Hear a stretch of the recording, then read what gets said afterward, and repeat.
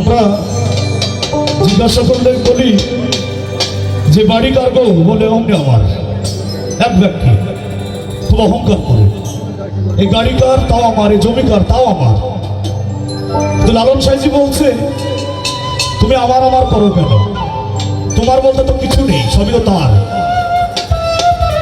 আল্লাহ যদি একজনকে মনে করে, যখন ফকিরকে চুল ধরে টেনে নিয়ে এসে সিংহাসনে বসাবে, সে পারে কিনা, আবার সব তার শেষ করে দিতে পারে।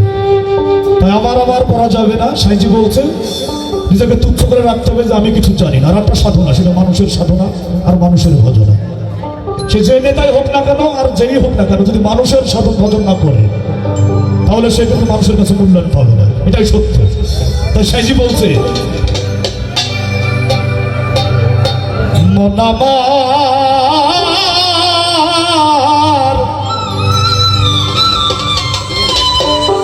গেল রে জানা,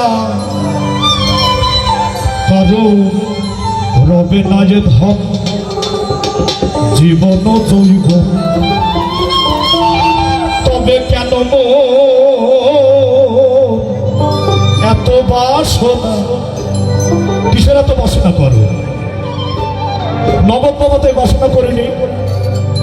নগদ বাবার কাছে যারা গিয়েছে আমি জানি, আমার তার সাথে কিছু সময় সাক্ষাতের জন্য প্রথম একবার এসেছিলাম উল্লাপাড়া।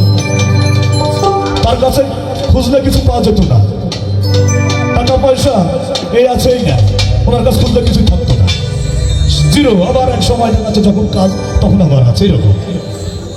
একবার সবুজের দেশে ওই দেখিতাম কইসে, একবার সবুজের দেশে ওই দেখিতাম কষে, উঠিস না রে ভেসে পেয়ে যন্ত্রণা, কারণ নবের না যে ধন জীবন জৈব, তবে কেন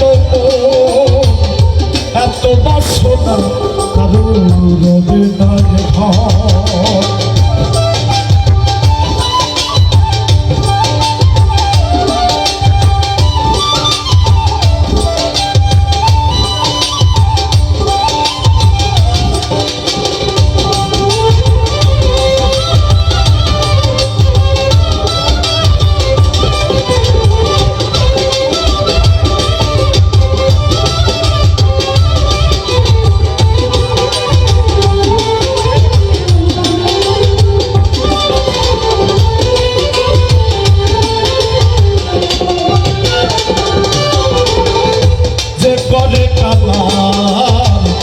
চরণের আশা জানো না রে তার কি দুর্দশা, যে করে চরণের আশা জানো না রে তার কি দুর্দশা।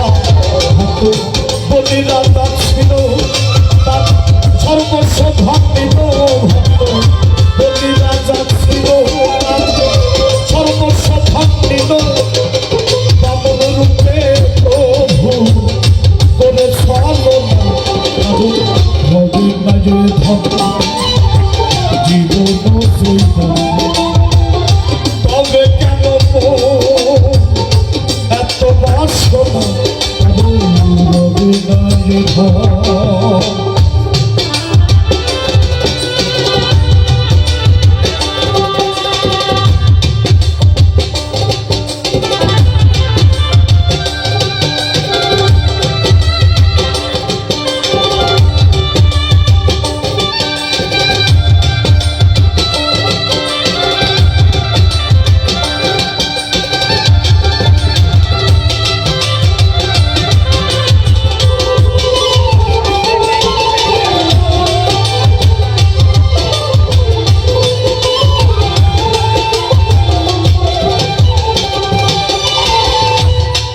রাজা ভবে বড় দাতা ছিল, অতিথি রূপে তার পুত্রকে বাসিল, বর্ণ রাজা ভবে বড় দাতা ছিল, অতিথি রূপে তার পুত্রকে বাসিল, বর্ণ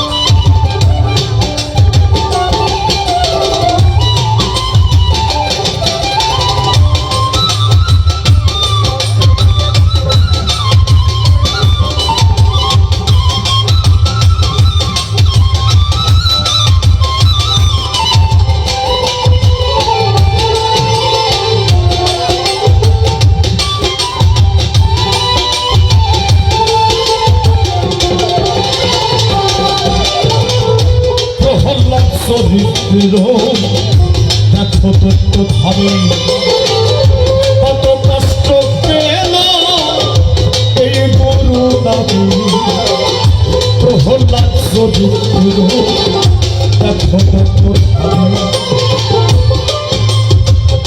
মাওলানা জালালউদ্দিন রুমি বিশ্বের শ্রেষ্ঠ মাওলানা ছিলেন ইতালির রোম শহরটার জন্য।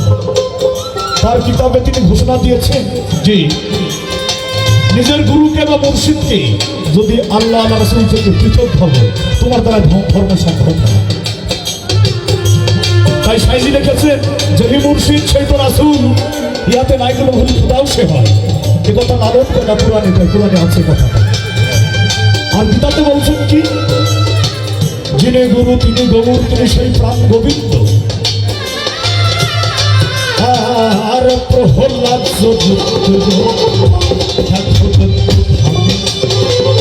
কত কষ্ট পেল এই হরি নামে প্রহ্লাদ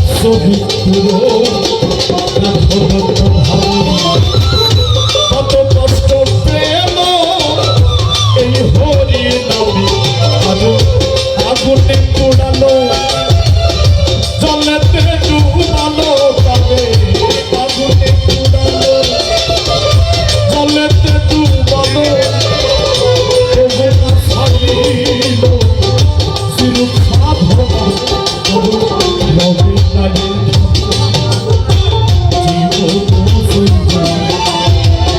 তবে কেন এত বাসনা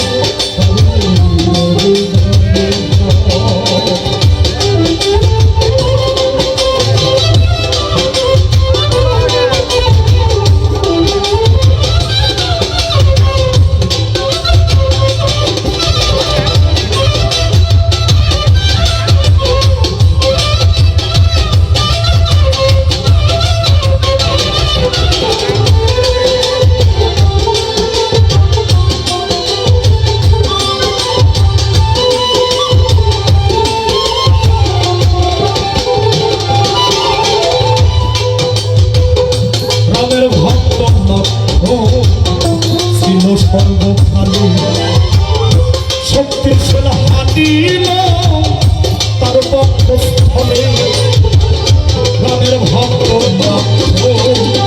ছিল সর্বকালে শক্তিশাল হাতিল